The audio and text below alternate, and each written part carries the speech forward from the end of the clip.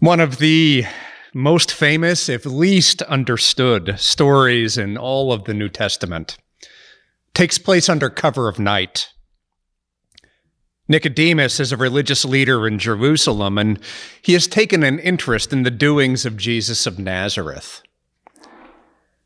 Now, Jesus hadn't exactly ingratiated himself with the religious leaders there, and so the meeting needed to happen furtively, out of sight. Something wasn't working for Nicodemus. Something was restless and unsatisfied within his heart, and so he approaches Jesus for answers.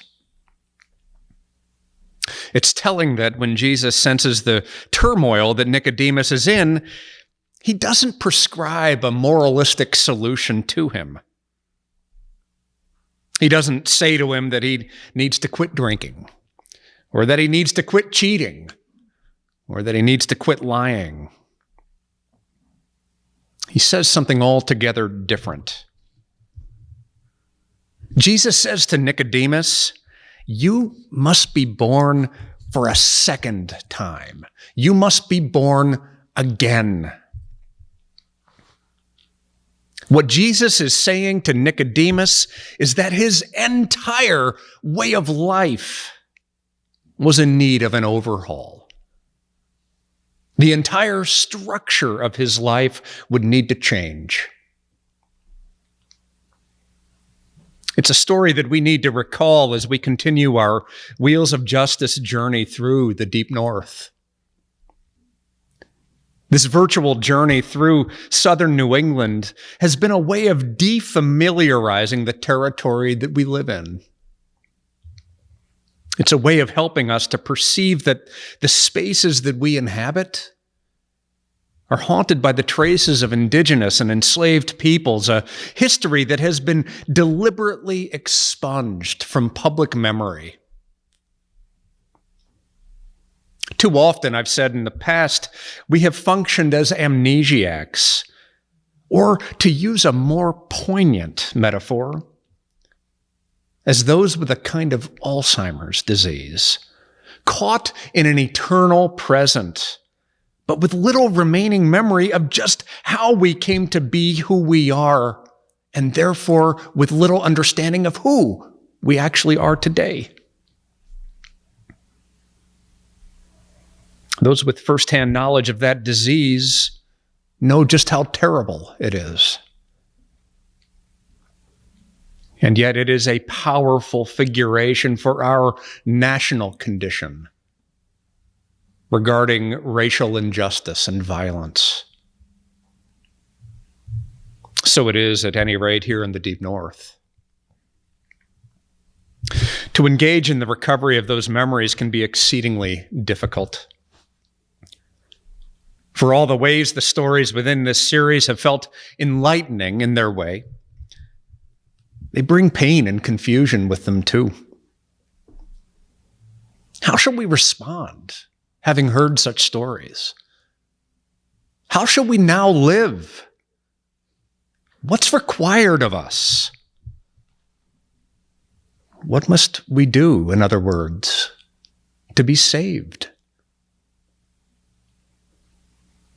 To return to the story of Nicodemus, these stories can feel like the night descending upon us. And in the depths of our hearts, I believe that we too long to approach the one who seems to hold an answer, who seems to promise another way to live. Jesus' response to Nicodemus, as to us, is unequivocal. You must be born a second time. You must be born not of the flesh, but of the Spirit.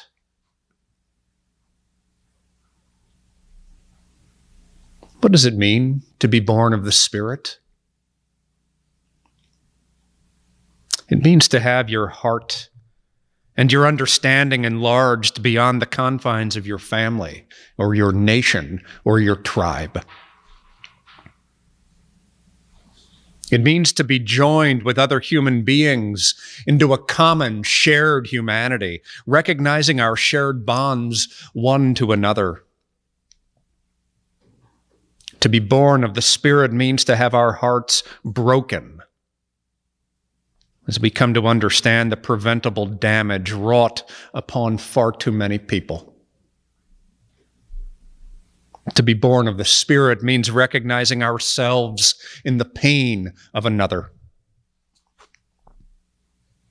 To be born of the Spirit means realizing that we are held together, all of us, by our status as children of God. To be born of the Spirit means recovering hidden stories, repressed memories, lost fragments of our history, such that we become more than amnesiacs, more than a culture of those afflicted with a spiritual and a moral Alzheimer's. To be born of the Spirit, to be born from above, means that we will work to renounce the moral power of death so prevalent in the white supremacy around us. And it means trusting that as we do, God is still holding us. Jesus is still guiding us, drawing us deeper into the life of the Spirit.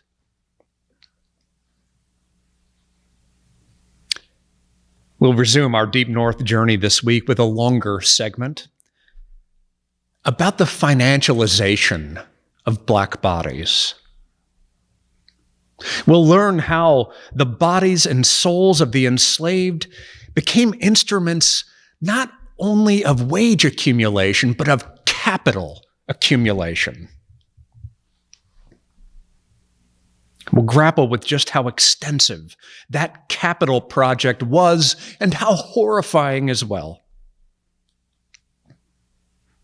This segment represents an extension of the economic story that we've been telling all along, first about the formation of New England's colonies through trade with the West Indies, and then later through industries that relied upon slavery, industries that helped to build the towns all around us.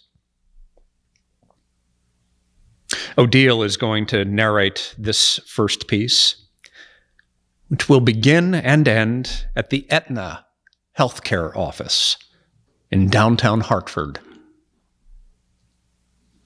After that, we'll travel to the northwest corner of Connecticut, where we'll reflect upon an individual who thankfully, recognized all the way down the systemic evil being practiced upon people of African descent, and who initiated a rebellion against that evil. Mary Tomassetti will be our guide as we learn a little bit about John Brown's connection to the state of Connecticut. But let's take a trip up to Hartford now, where Odile is waiting for us there.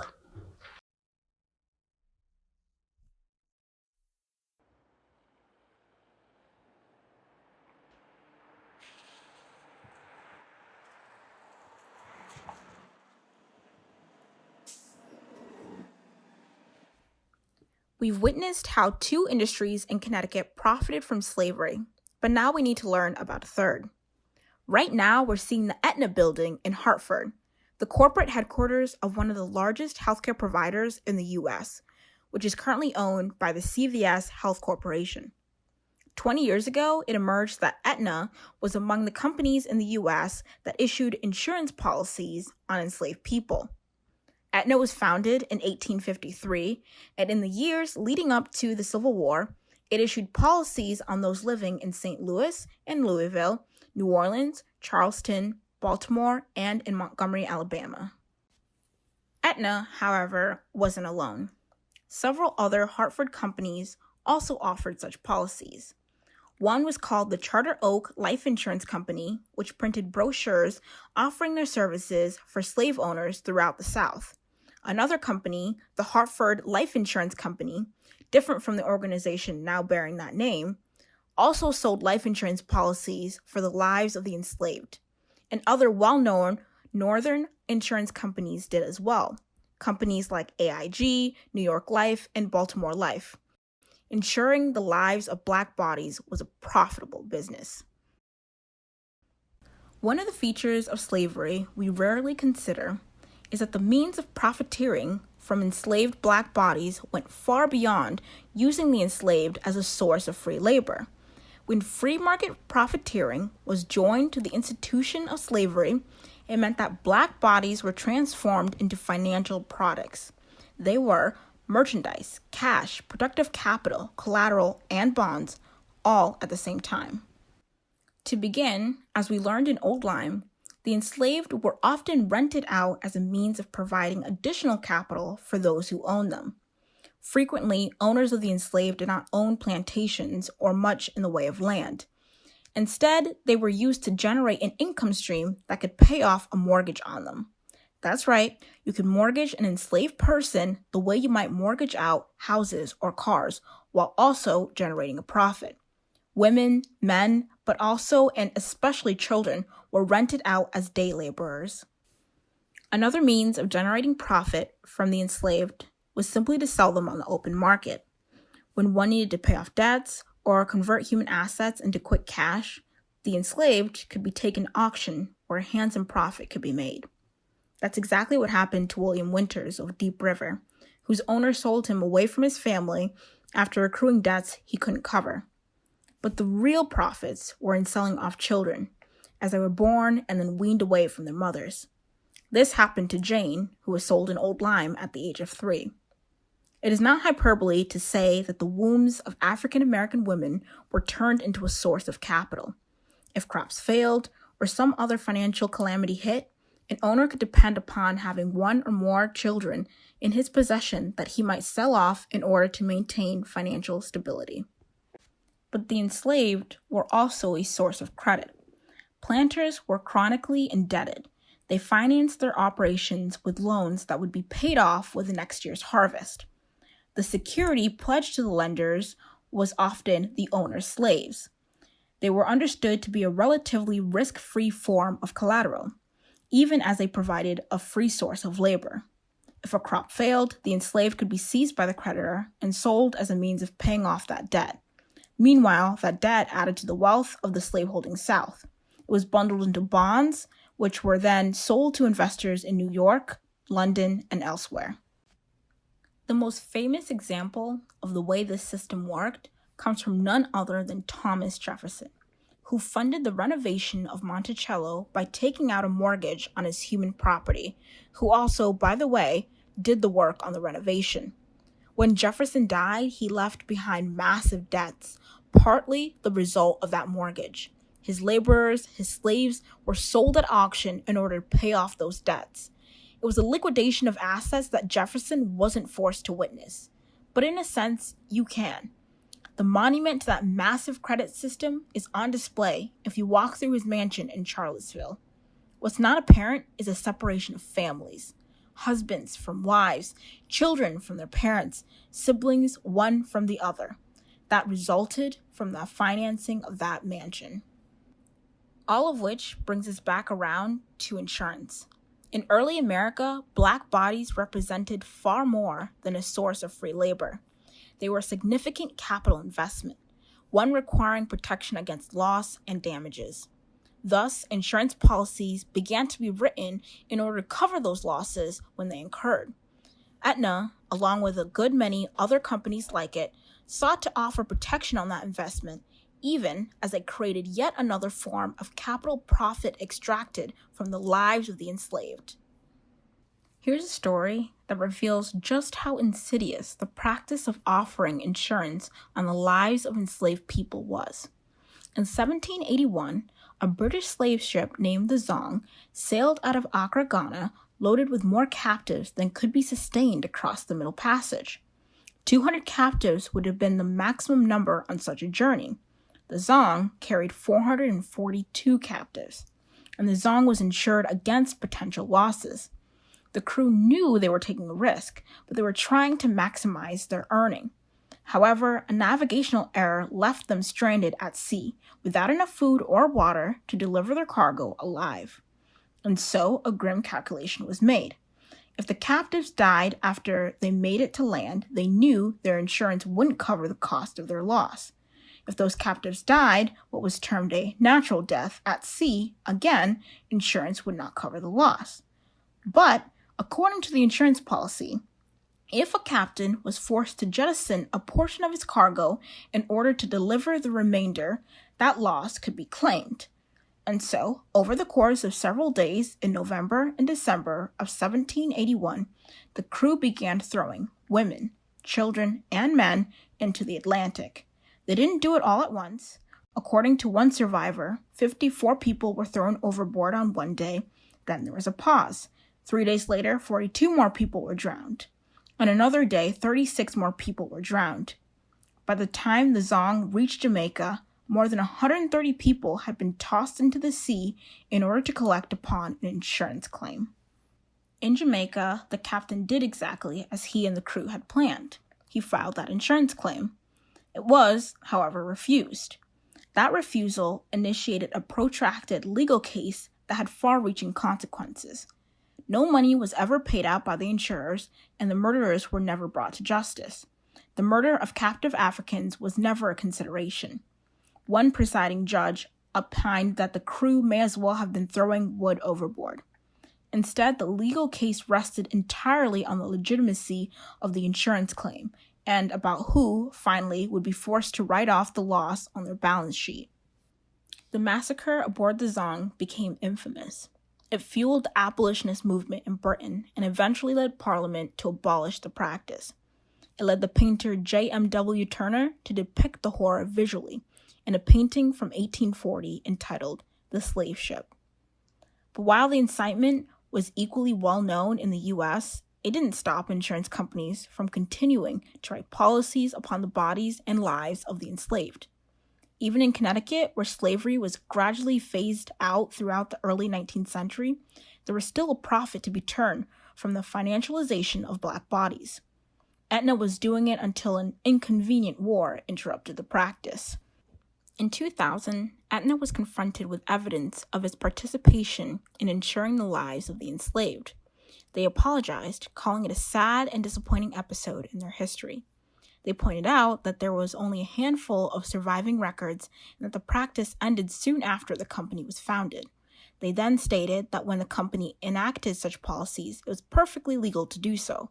Therefore, they reasoned, no further action was required. We can wish for more. We can wish for much more.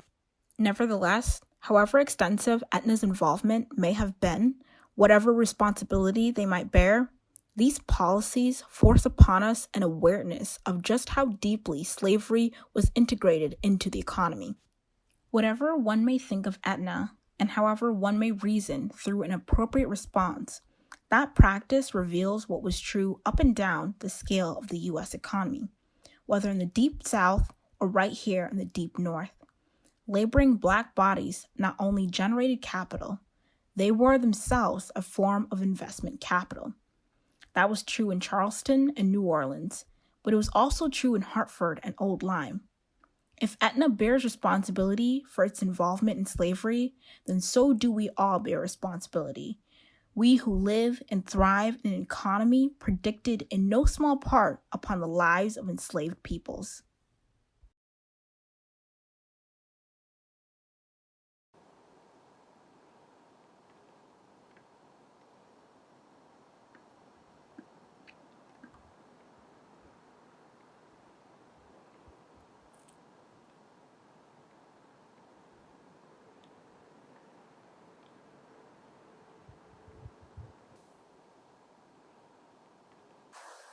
We're here in Torrington, Connecticut, once Mohican territory and the birthplace of abolitionist John Brown. I first learned about John Brown when I lived in Lawrence, Kansas, and to me, he represents the ultimate sacrifice for justice. We owe a great debt to the people forced to build our country, and we owe a great deal of respect to John Brown for his efforts helping them to gain their freedom. Born in May of 1800, John Brown lived here with his family until he was 5 years old. His family were known abolitionists, ready in a moment's notice to support any slave seeking his freedom. His father, Owen Brown, and John both served as conductors on the Underground Railroad. John Brown believed that slavery was a war against black people, and he knew unquestionably that he must fight it at all costs. So, when two of his sons who were living in the territory of Kansas were terrorized by the violence of the pro-slavers there, they reached out to their father for support. John Brown heeded that call. He went to Kansas, and his actions there were instrumental in having Kansas join the Union as a free state. On his way out of Kansas, he stopped in Missouri, helped a dozen people escape slavery, and led them safely to the Canadian border. But John Brown knew that helping people escape slavery was not going to end slavery. He needed something much bigger.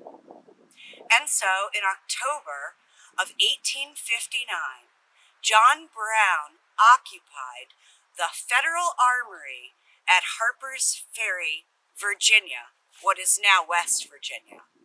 For over 30 hours, John Brown and his men held steadfast in the armory, causing great disruption not only in Virginia, but also in the entire political system, and gaining the attention of the entire country.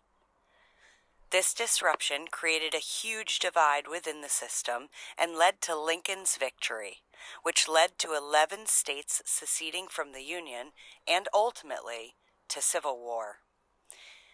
In a recent Smithsonian article, historian David Reynolds says, "The tide of anger that flowed from Harper's Ferry traumatized Americans of all persuasions, terrorizing Southerners with the fear of massive slave rebellions and radicalizing countless Northerners who had hoped that violent confrontation over slavery could be indefinitely postponed." Let me repeat that. Northerners hoped that violent confrontation over slavery could be indefinitely postponed. Nonviolent resistance. It's a common phrase to us, and many of us stand by it, speak it often. But what about the violence suffered by all those black bodies thrown overboard for cash, as we've just learned about, and all the people who witnessed their families die in this way? What if it was my sister, stolen from my mother's arms, your wife, raped in front of you, or the son of our neighbor beaten to death in front of both of us? John Brown felt this pain as his own, and he could not wait for slow change. John Brown knew his path. He knew his path clearly, and he knew it for most of his life. Some of us know our path. Some, like me, are still trying to find our way. Some of us know what we are willing and not willing to stand up for. But do we know, do you know, what, if anything, you might be willing to die for? I leave you with this quote from John Brown. "I have only a short life to live and only one death to die. And I will die fighting for this cause. There will be no peace in this land until slavery is done for." And so today I ask you, is it?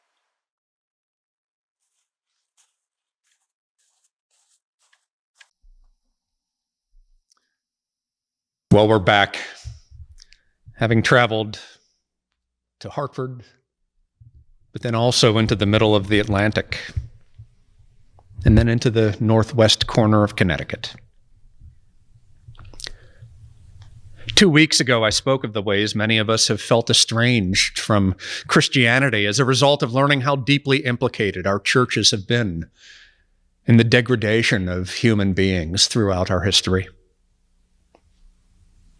That estrangement has been compounded by the prevalence of Christian symbols in the white supremacist attack upon the Capitol building in January. It's hard to identify with any portion of Christianity when it's pressed into the service of such grotesque ends. But the story about the financialization of black bodies, which produced on one hand both horror and immense wealth, ought to have a similar estrangement effect upon us as Americans, as we consider the economic system that we call our own. Capitalism, like Christianity, has been an instrument of terror for many. And that terror has helped to amass the wealth that many of us take for granted, even if we ourselves wish to align with very different values. Recall once again Jesus' words to Nicodemus. You must be born for a second time, but this time of the Spirit. I submit that those words apply not only to individuals, though they do apply to individuals.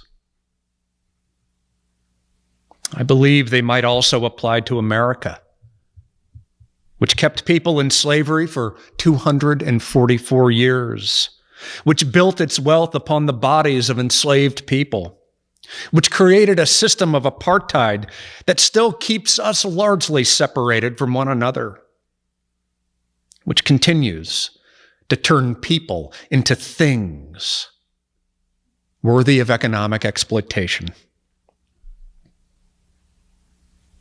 Perhaps America too must be born again, as we seek to address the forms of bodily and emotional and spiritual suffering that continue to afflict far too many people among us. Perhaps to be born of the Spirit in our context is to make strides to ensure that healthcare is available to everybody, that a basic level of economic stability is available to everybody, to ensure that educational opportunities are available to everybody, to ensure that adequate housing is available to everybody,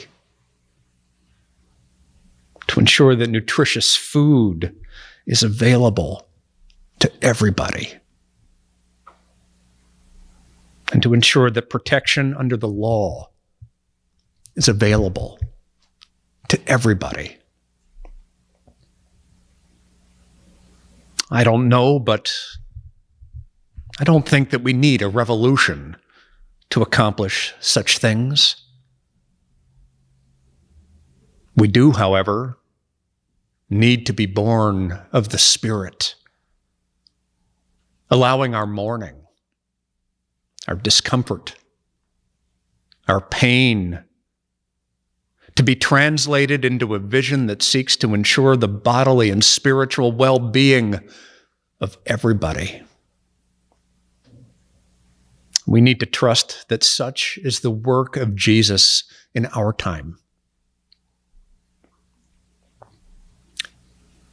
I'd like to close this week's Deep North stories with a cri de coeur, a cry of the heart, first written by Janelle Monáe and later performed by David Byrne in his Broadway show American Utopia. The song is called Hell You Talm 'Bout, and it gives voice to the stunned and pained outrage of police violence against people of color in our day. David Byrne, it should be noted, is white. And he reached out to Janelle Monáe, who is black, in order to seek her permission for the use of the song in his show. Janelle Monáe was generous. This is a song that should belong to everybody, she told David Byrne. It's in that spirit that we share it with you now.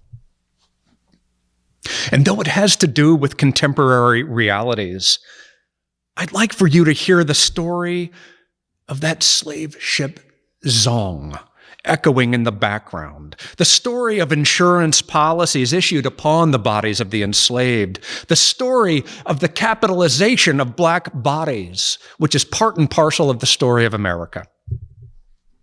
And I'd like you to hear John Brown's cry within it as well, as he observed the flagrant inhumanity and disregard of the lives of enslaved people all around him, as he struggled to formulate his own pained response. John Brown wasn't wrong. He was merely a harbinger of what was to come.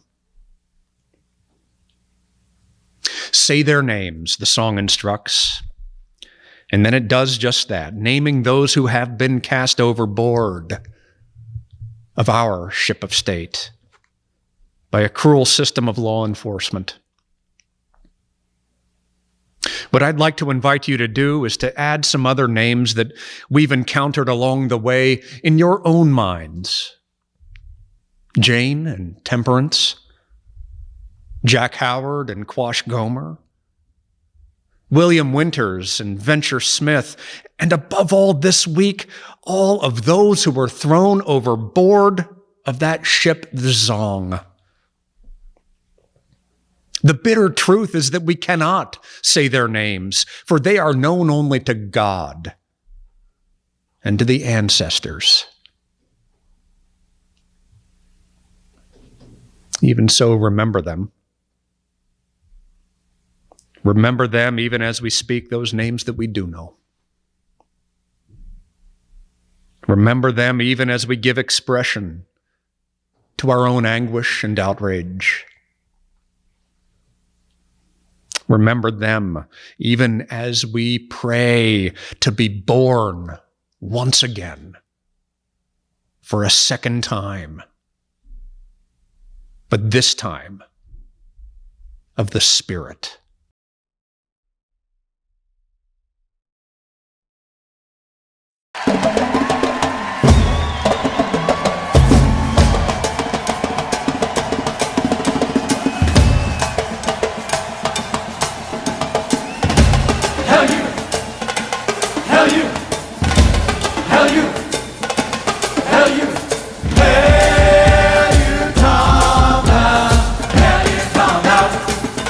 Come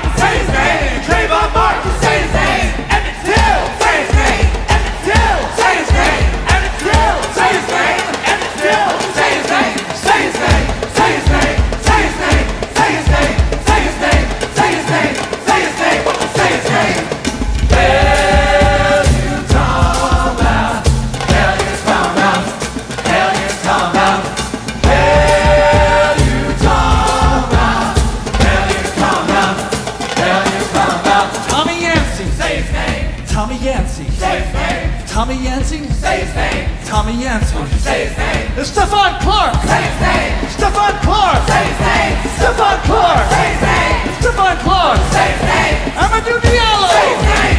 Amadou Diallo. Say his name.